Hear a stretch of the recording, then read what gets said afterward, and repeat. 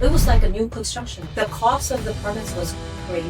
The delay of the project was crazy. Also, the mistake that they make is they don't incorporate the time it's going to take. Yeah. Realistically, they think 30 to 60 days. When you're involving permits, no way. When you're involving the engineer and architects, no way. So you need to have that expert that's going to say, listen, you're going to need this, and that. Prepare yourself. You were already doing flips. You were already a general contractor. I mean, that could have been enough. What has you in that mindset to like, oh, this is next and I'm going to run with this? It's love for learning. Love for learning. It's the love for learning that I have inside of me. And love for self-education. So I'm in here and I'm always asking myself, what can I do better? How can I improve?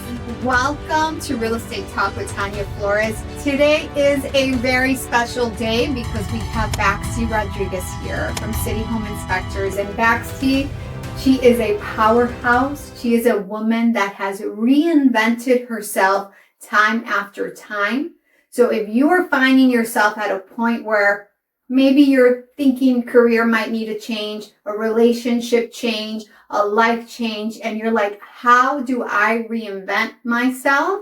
You will be able to follow through in this beautiful story. Baxtie, thank you so much for being here today. Thank you for having me, Tanya. We appreciate it. So you and I met a while back. Wow. Mm-hmm. I was even doing some multi-level marketing at that point. Mm-hmm. You came to one of these parties, right, about health and was there to support. You're always a supporting person. I see it that you support not only people in the real estate industry, but women in general. You're a true supporter of seeing women continue to rise and elevate themselves. Where do you start, Baxtie? Like, I know you've been in the industry over 25 years. I think we're talking about a quarter of a century.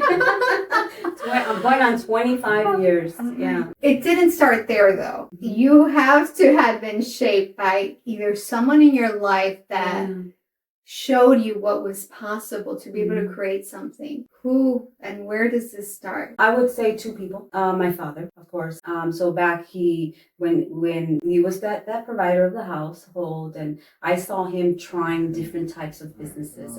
My father had an ice cream truck. He was an ice cream truck driver. Okay, I was in that ice cream truck with him. He had a little grocery store. He had a little restaurant. Right, pizza delivery guy. You know, and I was in that car with him. I was in that restaurant with him. I was in that ice cream shop with him. But he never gave up. He always kept trying. He kept trying. And he kept, and I think that process of, I was like 8 years old when we had the ice cream truck, right? So I just seen an entrepreneur in him, right? A serial entrepreneur in him. And then he kept trying. And he also was very big in real estate investing, right? He always bought his properties and multiple properties. He was a landlord. And he did all that with ice cream, you know, and hot dogs and just things just like that. So I saw the entrepreneur in him. And I think that's who started me with my serial entrepreneur brain that I have. Wow, you were literally shown what's possible. I can even imagine being 8 years old, your dad being owner of an ice cream truck. Like, I would be so happy. I'm like, what? You mean I get ice cream too? Yeah, I don't even remember eating the ice cream. No, I really don't. I don't remember ever having some of the ice cream. But I remember just being in that truck and the music, you know, and the music that you hear. And then we were that, you know, we were that. And so that's who inspired me to always have my own business. The second person in my that I remember is my uncle's wife. She was in her 40s. She came from Puerto Rico to Chicago. She was living with us, my parents. I was about a teenager. And I saw her not know a lick of English. She came here only speaking Spanish. And she just came in here and said, I'm going to do real estate, right? I saw her with my own eyes study real estate, and I saw her do well and thrive in such a short time without knowing any English, you know? And then that inspired me with the real estate part of it. You know, and that was as a teenager that I saw her, and I said, wow, I saw her dressing sharp, you know, just being so professional. And I just love the real estate through her. That is such a gift. I mean, it's wonderful that you were able to see it through your dad. Now, to see it through another woman, we vastly underestimate the fact that when we're showing up for our dreams, like, we're also inspiring somebody else. Like your Tia, right? Her just being passionate about what she was doing, excited about it. And then through osmosis, you're like seeing, oh, if she could do that, I could do it too. I want to be like my Thea. Fearless, right? Yeah, fearless. Mm-hmm. Fearless. You are fearless. Because, Mm-hmm. yeah, I mean, you started in real estate, right? You were in real estate broker. Yeah. And then you've not only stayed in that, you've done different pivots. Yeah. So talk to me about getting in, and then what was one moment where you're like, okay, it's time to reinvent myself. Mm-hmm. So decide on real estate to do it full force was really a divorce. So I was a mother with 3 children. They were 5, 7, and 9, right? And so the divorce put me in a position where I couldn't afford childcare, So I needed to pick a job that gave me the flexibility to be with my children, to take them to school, to pick them up from school, and maybe even take them to work with me every once in a while, right? And so that's what made me pick. And then already being intrigued with the whole real estate, vibe through my aunt. And so the divorce is what made me choose real estate to begin with. And then at the same time I got divorced, I got laid off. So I took advantage of that unemployment benefit that you get. And then I said, I'm going to take this opportunity. I'm going to go to school, and I'm going to go straight to becoming a managing broker, because back in 2001, you had an option. You do real estate. You can go for your realtor course.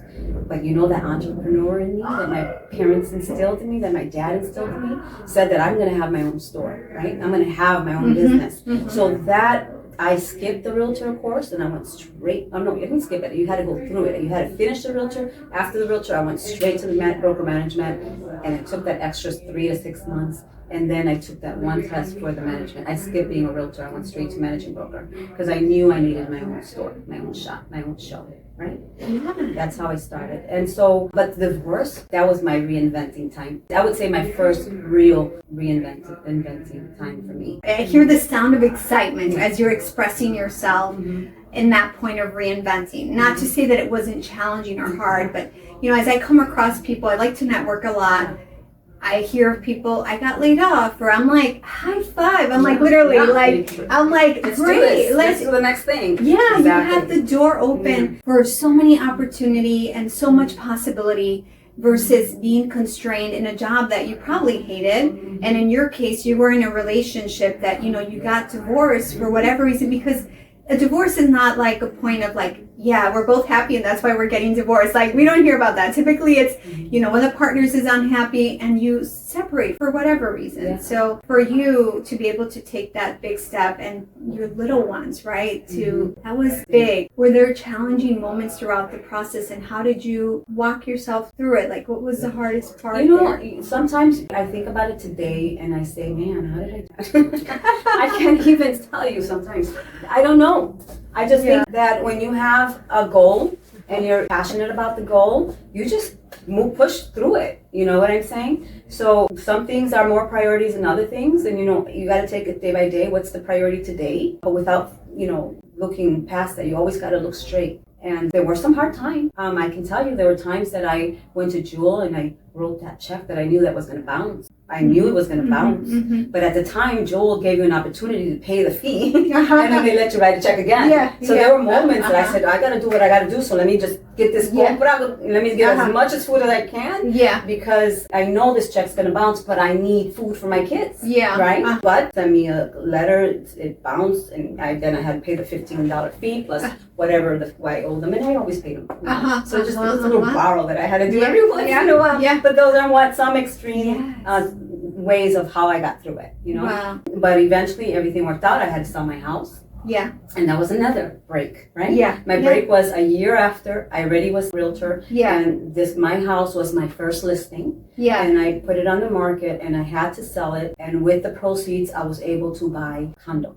Right? And that condominium was less than 800 square feet for 4 of us. So it only had 2 bedrooms, a salita, and a little kitchen. And so I made the 2 bedroom, my daughter and I in 1 bedroom, my boys in the other, and the sala. And while I was there, I remodeled the little kitchen, right? And I painted and made it really cute for us, but it was really tight. So my friend came over and she said, I love what you did with the place, but why don't you sell it to me? And she came over, I kid you not, maybe 2 months after I bought it and fixed it for me. And I said, what are you talking about? I just bought it. And she goes, you could see it's too tight for you. And I go, you know what? Okay. And then I looked up the comps. I bought it for $65,000. I put $5,000 into it. I sold it to her for $135,000. And she was very happy with it. She got the loan, she could afford it, it was great. So 100% profit. That was, And this was a year after I became a realtor. I was already divorced, alone with my kids. And guess what happened? That bulb, ding, I made $60,000 just by buying and putting in this and selling. So there's the flipper in me was born, right? And it was by chance. And then, so that's when I started flipping. Ever since year 2002 till now, I have been remodeling at least 1 to 5 houses a year. And that's where I became, a flipping expert. Wow, that's amazing. These experiences that happen, they are God sent, right? You're ready for the opportunity. Sometimes you don't even see it. You're like, oh, I'm just fixing the kitchen for my family, and then a friend's like, oh, I'd like to buy it. And you're like, let's do this. Right. So that's what started the flipping, and GC came in a little later because people, when I started promoting all of my projects, because everyone likes to see everything you do, right? So when I started promoting all the houses, because I was really vulnerable. I threw it out there. I threw all times that were hard. There were times that I had a plumber that walked out on me in the middle of a job. He made me cry. There were times that I cried. My God, there was not all a bed of roses. There were moments that were really hard. And my poor kids, I had to take them with me because when I bought that condo, we crammed up in the condo, right? Yeah. So what did we do next? We went to the next house. And I'm remodeling it, and they lived with me, and I sold it, and guess what? I took my kids and went to the next house. And I did it over and over and over again. And people used to say, this is not good for the kids. They need stability. And I would say, listen, stability is with me. It's our home together. That's stability. You're so funny. Yeah. I mean, funny in the sense, but you were doing what it takes. Yes, that's survival mode. Those are the things that I did. And that's when you said, well, how did you do it? Well, some of it is great, some of it is not so great, but I have a great relationship with my kids, and 2 of the 3 are in my business with me. Mikey never left my business. He's always been there by my side, and Desiree's, they only worked for me most of their lives. And my oldest son, he did do some stuff with me, but it wasn't his vibe. Real estate is not his vibe. He's into the transportation and cars, and so he's out there doing his thing. But they all have that spirit vibe in them of entrepreneurship. That is so beautiful. I'm still cracking up of that flip story because, well, I mean, you walked through the flip that I got, and there were a lot of lessons through that one. And my daughter, who's teen, she's like, Mama, never. If you buy a house, we're just not living in it, please, because it's like, going through the process of renovation, the things you don't know, the not vetting contractors. Like, I mean, I know you're doing consulting now. I wish I would have had you for that flip before I got the flip, because you're like, you think right? You're looking at the numbers. You're like, oh, here's the ARV, right? But then you hire the contractor who says, here's the person that's going to work here. But then you realize that they end up hiring teens that don't know what to do, or they sub-hire a contractor that doesn't lay the tile right. And you're like, this needs to be done again. So things like that happen, that you don't know what you don't know. And I know a lot of people, I used to be there, where you watch HGTV or you watch these shows, y te emocionas, and you're like, oh yeah, I could do a flip, right? It takes experience, it takes work, it takes knowing people who have gone through the process, so you can minimize, right? You either pay the price with time, or you pay the price of getting someone to guide you through the process. Now you have a city home inspectors, you have an inspection company. How did that come about, and what do you do there? Well, City Home Inspectors what happened was when I was flipping, right? I was flipping, and 2 things happened. One is the city wasn't taking they said, okay, now I escalated. Now instead of doing the 50,000, 30, 20,000, 5,000 was my first one, right? I only invested $5,000 to remodel this property. It started growing. Every time you go bigger. So now I'm doing $150,000 rehab money. So in the town of Elmwood Park or Cicero, they said, okay, now you're over $100,000, you need a GC, right? So, okay, so I need a GC. I'm not going to hire a GC. I hire subcontractors directly and I manage them. Now you're telling me to hire a GC that's going to charge me 20%? No. So I said, okay, I'll be right back. So I went and I got incorporated. And then I came back and I said, okay, I have a GC. Here you go. I'm a GC now. So that's what made me become a general contractor. Is I was forced by the villages because they wanted me to use a GC with insurance and workman's comp and all that stuff. So I got it.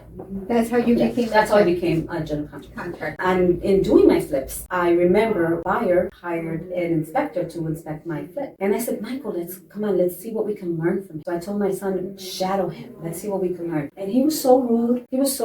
And he even, I remember there was, the toilet wasn't installed because they wanted the inspection sooner than I could finish certain things. And he was like saying, oh, well, we can't be here and I'm leaving. There's no point because the toilet wasn't installed. And so my son and I were like, wait a minute, we'll pay you to come back. But he was into such a, I don't know, he had too much coffee or something. I don't know what was down with that. He was so, like, I think he had a lot of coffee. He had too much energy and he was upset. Yeah. And so anyway, long story short, just the treatment that we got from him. Yeah. And then everyone, because I'm a realtor and then all the negative talk that I hear realtors talk about inspectors. And I said, Michael, there's a niche here. There is a niche here. We don't have, there's not a lot of lady inspectors out there. One. Right. And then two, we need inspectors that are not going to fight and fail this and fail that. We need someone that's going to educate the people and make the buyers feel comfortable. I'm not here to fail or pass anything. I'm here to explain to you what you're buying. Yes. So you know what you're getting into and you know how to prepare yourself. Right. And that is our job. Exactly. That is all that it is. I'm not here to show off my knowledge. Right. And, control anything. So I just felt like we needed something better out there that it wasn't there. Right. Well, and that's how it was born, Michael and I. And I studied this guy and I said, you know what? I went and, I wanted to inspect my own properties. I wanted to inspect the workers. And I just took that extra step to get the licensing. And then I told all the realtors, that this is what I'm doing. And since I was a realtor for so long, I'm managing broker and I managed so many realtors for so long. So when I opened it up, day one, we had like 5 inspectors. That's amazing. The first day we opened. And that's how we started. That is so great. And in order to come up with these opportunities, whether it's a business or a career shift, you have to be attentive to look for it because the mistake that you can make is to be complacent. Right. So for you and you were already doing flips. You were already a general contractor. That could have been enough. You could have been just doing that. What has you in that mindset to like, oh, this is next and I'm going to run with this? It's a love for learning. It's the love for learning that I have inside of me. So, and a love for self-education. So I'm in here and I'm always asking myself, what can I do better? How can I improve? And if you take that into your businesses, you're going to grow a great business. Because every day I'm asking, how can we do better? How can we improve, right? Personally, business, and everything we do, this is how we look at life, right? Yeah. And I think life is more life. It's more fun to live when you have that mentality. And I don't want it to stop. I have friends that are looking to retire. You know what I say? I say the day I retire is the day I'm ready to die. Yeah. I'm not ready. I don't want to ever retire. Yeah. And I don't think you should, if you have a job that makes you think that way, you got to get out of that job. Ooh. You got to find something you love to do. Yeah. And that always keeps you learning and growing. And that's why I love real estate. Yeah. Because look at all the things that I have accomplished in a quarter of a century. Oh my gosh. And the best is yet to come. I love what you're doing now with city home inspectors. Like now you're able to consult. Yeah. So if I were, I'm going to be multifamily myself and I needed some guidance around what are even some reasonable estimates when it comes to plumbing and electric, you can do that now. Well, I can guide you if you are looking for a multifamily, because back when I was a realtor, my niche was multi, right? So I love, most of my clients were multi, because once you've got that niche, you start showing what you're doing, what you got, and then everyone follows, right? Yeah. So when it comes to that, then my tips would be more like having a multifamily building is you are a business. This is a business, and you need to be insured, and you need to be safe, and you need to be careful. So I give you all the tips on how to keep this property safe for your tenants, because you gotta always don't allow any room for lawsuits, right? Yeah. So things like that, we do consult, right? So we do a lot of consultation with our inspections. If you want to remodel, we do have what we added to the menu is renovation consultation, and that could be with 203K loan or not. So if you need me to come through the house and explain to to you what you need to do to remodel. What realistically, can you knock down this wall? That's a question I get a lot. Is that a wall bearing? I can tell you what to do and how to do it, and be careful not to get ripped off. There is structural engineer that always needs to bless what I say. Don't ever go with what I say or what any inspector says. You need the blessing. Even I do. On all my projects, I would come with the plan. I would design it, and then I would take it to the structural engineer, and I would have him bless. And he'll say, oh, maybe you need this, maybe you need that. He'll say, no, it's perfect. But I've been doing it so long that I already know what's going to get blessed. But I still want you to bless it by the structural engineer. It's so great that you're able to consult not only for someone who is doing a renovation loan, but for homeowners who I've spoken to, even my own family, that have hired a general contractor, they paid the person, they didn't show up, or here you are thinking you can't do this or you can do this. But what better way than to consult with someone who's been doing this for over 20 years? Sure, yeah. So there's a lot of mistakes that happen, and hiring a consultant, it's a little fee, it's not expensive, but that fee will take you a long way. It'll protect you from losing a lot more money. You always need to budget for some kind of loss, because things happen even to me. I think I explained to you, I hired someone to do my kitchen, and then I had to rehire someone else to fix it. And that's me. And I'm like, oh, I can't believe it happened to me. I'm like, me? That never happens to me anymore. But it does. It does every once in a while. So you have to be careful with your hiring. And there's no way that you would have known better, because now, you'll ask for their work, and they can send you anybody's pictures. How do you know they did that job? I had one person that I hired. He ended up being okay because I learned them. I know now. And I hired him as an employee, so I paid him direct, not as a subcontractor. So he showed me his work. And then I realized that, he was part of that project with the manager. Right? He was following instructions, but he's not capable of managing it. But that's fine with me, because I'm the one that manages. So and it ended up working for me. Sure. But I can see how he could have harmed someone else that didn't know the knowledge that I had. So there's a lot of things like that happen. Also, the biggest mistake that people do when they get a project, like they want to finish a basement for that additional dwelling unit, they budget wrong. They don't budget right. They're not realistic. So the first question I ask people when I'm about to preview a home, before I even leave, I'll say, what's your budget? And I'll know right away, that's not a good budget. That's just there's no way you're going to get that done. That's where you have to be careful, and that's where the paying that a little fee for that consultation really is going to help you save a lot of money in the long run. Other things is the permit process. You can the villages are expensive. I just did a house. I did a house right now that I made my attached garage part of my house and built a garage separate. That was the first time I did something like that. It was like a new construction. The cost of the permits was crazy. The delay of the project was crazy. And that's what people don't also. And the mistake that they make is they don't incorporate the time it's going to take. Realistically, they think 30 to 60 days. When you're involving permits, no way. When you're involving engineer and architects, no way. So you need to have that expert that's going to say, listen, you're going to need this, and that. It's going to cost you around this, and that. Prepare yourself. That's so key for those of you that tend to be optimists, right? Speaking from optimists, like, you don't have control over the permit time, you don't have control over the city guidelines.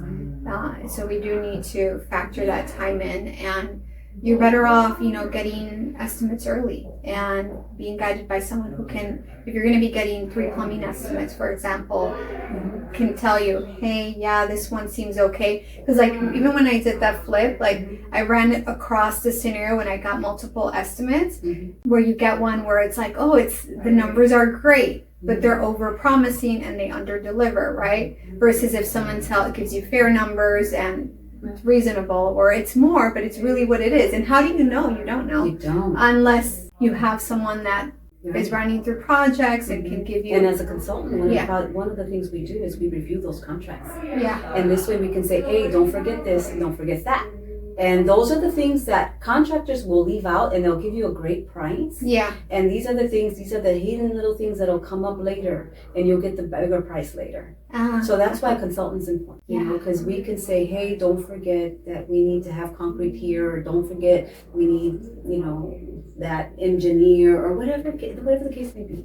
You know, we can break it down and make sure that things are included in the contract that should be included, that sometimes they're intentionally omitted so that they could be added with an additional fee later. Ooh. And tell me, I'm sure a lot of people watching this will say, yeah, What that happened to me. What's one of those? I'm curious now. What is Just like concrete stuff, like piers, like when you're doing a porch, and you're supposed to have 42 inches of concrete, you know, that holds the porch up, things like that. And they'll be omitted. They will not counter that into the price. Our job is just to make sure, did you include this? Did you include that? Did you include insulation? Did you, drywall? Did you, insulation's got to be in there too. Just things like that needs to be accounted for. Yes. And also the permit process. Who's going to pull the permit? They got to pull the permit. They got to pay. Don't pay for them, because you're giving them their license to work at that city. You shouldn't pay for their license.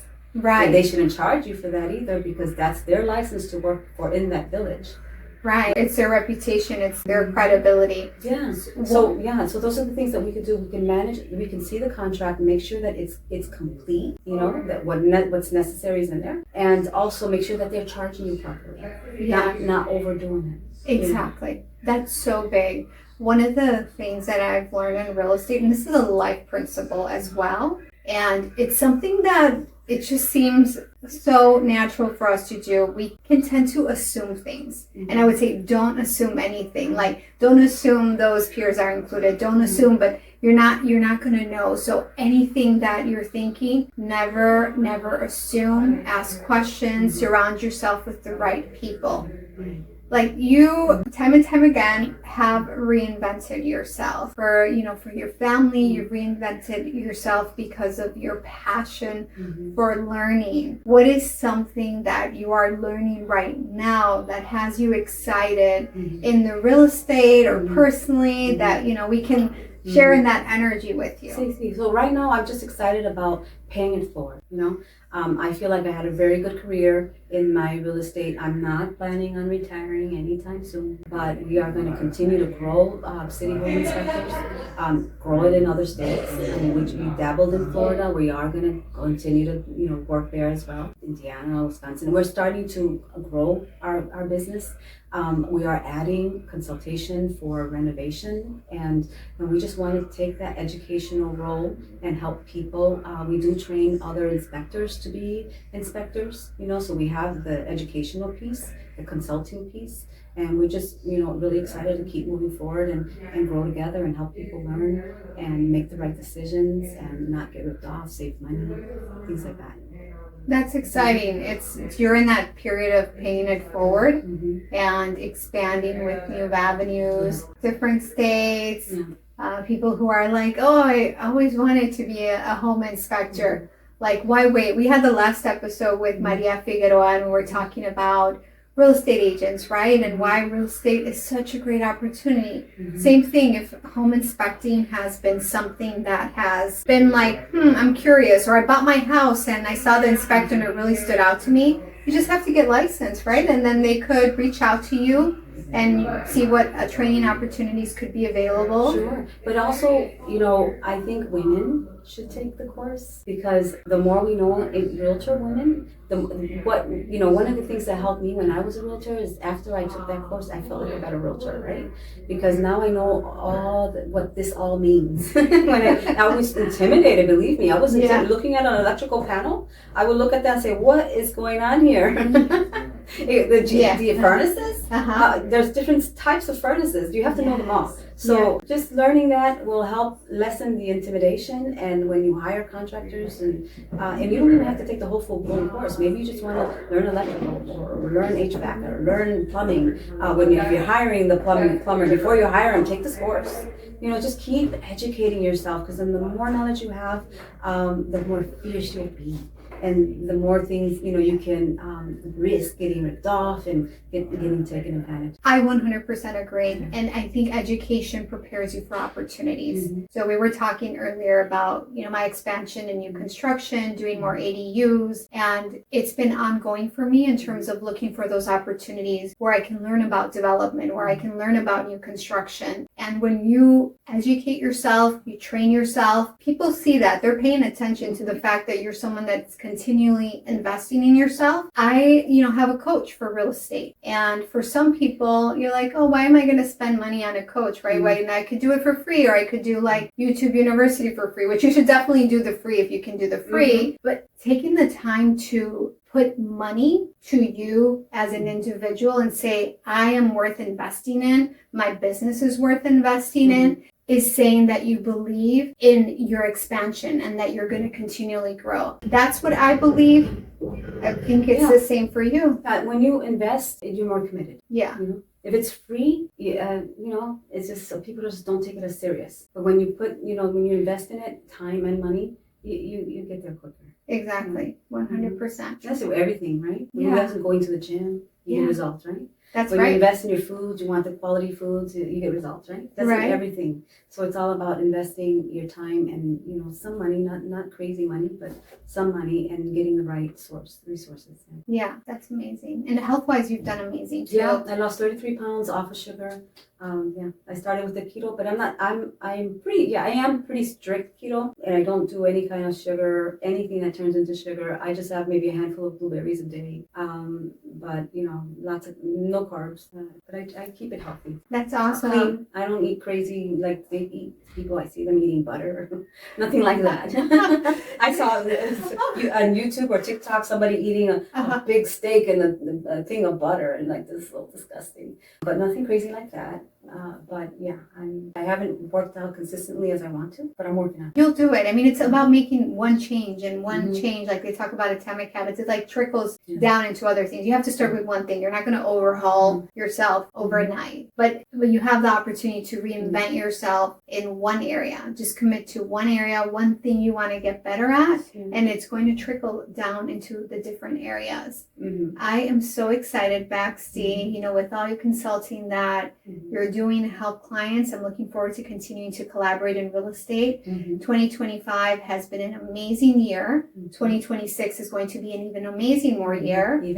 Even better. I want to challenge you. I want to give you an exercise that I didn't tell Baxtie I was going to share this with you. But I recently heard this with one of my colleagues, and I thought it was such a great exercise. Think about, what is it that you want for this upcoming year? Who do you want to do this with? And when do you want to do it by? And if you haven't already, make a list of 10 goals, 10 things that you're going to commit to. Now, don't do it like I've done it in past years, where you just write down the 10 goals and somehow they never make it on the calendar. You put 1 or 2 or 3. This year, make sure that those goals have a space in your week. Like if you're committing to, you're going to lose the weight. Like in the case of Baxtie, she lost 33. She committed to focus on the nutrition. Okay, how? Where is that meal prep time? Where is that time to take out all the junk you have in the cupboard, right? Right. Or if you're going to buy and invest in a property or do new construction, okay, when are you going to set your time to contact the realtor? And contact me. When you're going to have a conversation doing a renovation, contact Baxtie. Whatever goal you have on there, it's possible. Just consider it done. God is blessing you, but make sure you allocate the time on your calendar. So I would love to hear from you. Make sure you like and subscribe. Share it with a friend. Let's not keep this knowledge to ourselves. If there's something throughout this podcast interview that stood out to you, share it with someone. Let us know that something resonated with you, and we would love to hear from you. Right, Baxtie? Exactly. Bye now. Bye. See you in the next one.